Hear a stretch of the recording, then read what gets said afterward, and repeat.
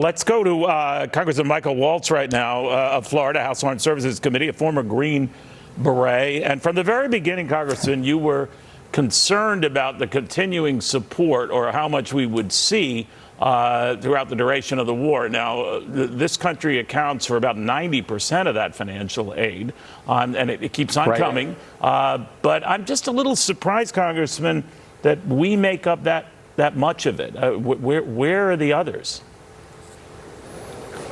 Yeah, Neil, from my meeting with President Zelensky over a month ago, two main takeaways. Number one is the Europeans are talking a big talk, but delivering actually just a fraction of what they're promising. And what they're promising is just a fraction of what the United States is actually delivering. So the Europeans have got to step up here.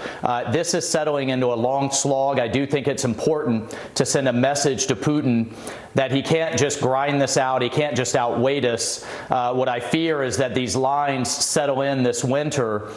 He licks his wounds and he's right back at it next year or a few years from now. But the Europeans have got to do more than just a fraction of what we are doing.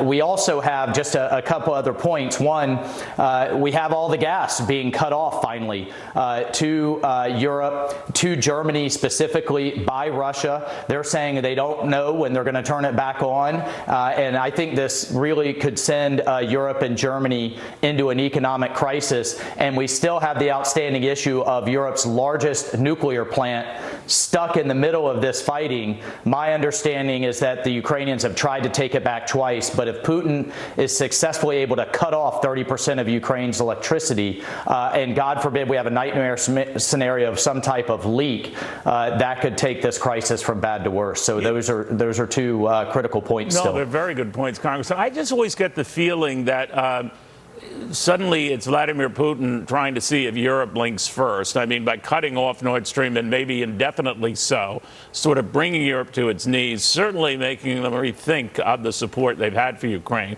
that he's going to wait this out. I mean, he still has that oil and natural gas and all that money. Other willing customers are willing to take it from him.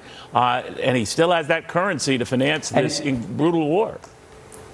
And that's right, Neil. And the main reason he's able to do that is, number one, there are massive holes in Biden's sanction regime. And number two, the Chinese have stepped up in terms of importing Russian oil and gas and minerals. And they've increased their imports. The Chinese have over 50%. So that's what gives Putin the flexibility to completely shut Europe off. And I don't see Biden raising that as an issue in his upcoming meetings and calls with Xi.